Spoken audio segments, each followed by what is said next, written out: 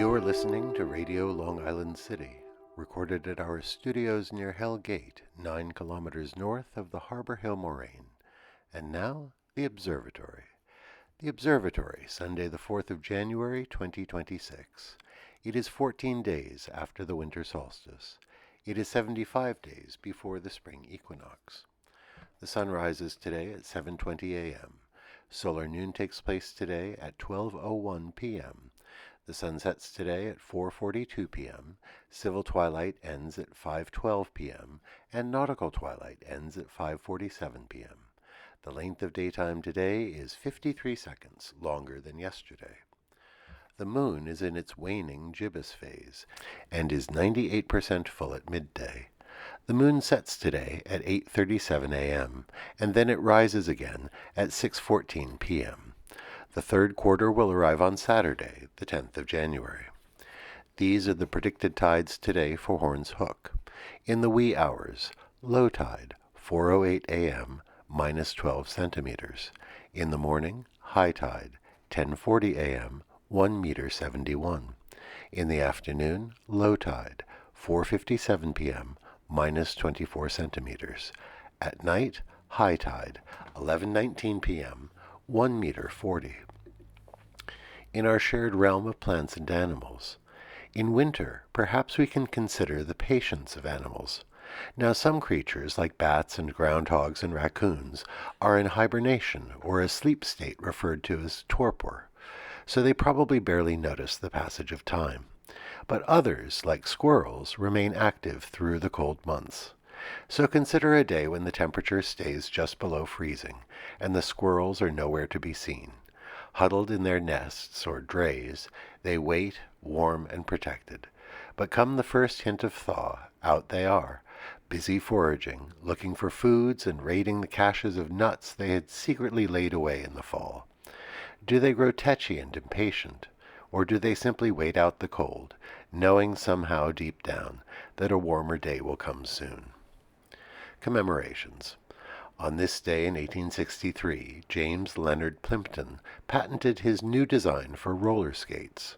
Plimpton was born in Medfield, Massachusetts in 1828. He was apprenticed at the age of 16 to a machine shop, and by the end of the 1850s found himself in New York City. During the winter of 1860 to 1861, he started having health problems, and his doctor recommended ice skating.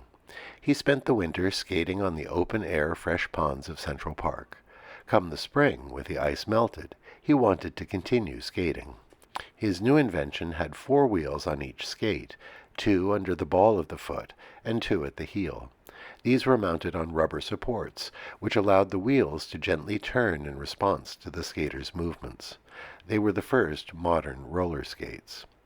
Plimpton advertised his new invention by sending invitations to skating events and quickly created a new fashionable craze. He called his invention parlor skates. In other wheel-based history, on this day in 1887, Thomas Stevens completed the first bicycle trip around the world. Stevens' vehicle was a penny-farthing bike, the kind of 19th century cycle with a huge front wheel and a diminutive back wheel. He had set off from San Francisco 2 years before. His journey took him across North America to New York, then from London to Tehran. Attempting to cross through Afghanistan, he was arrested, and so he backtracked.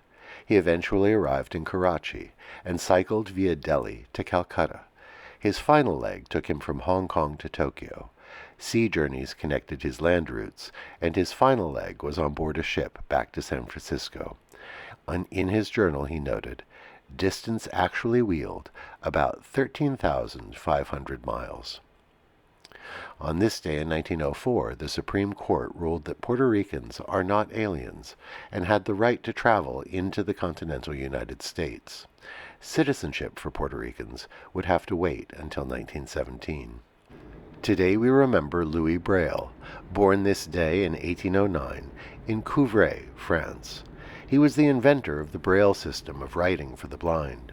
He himself was blinded at the age of 3 in an accident.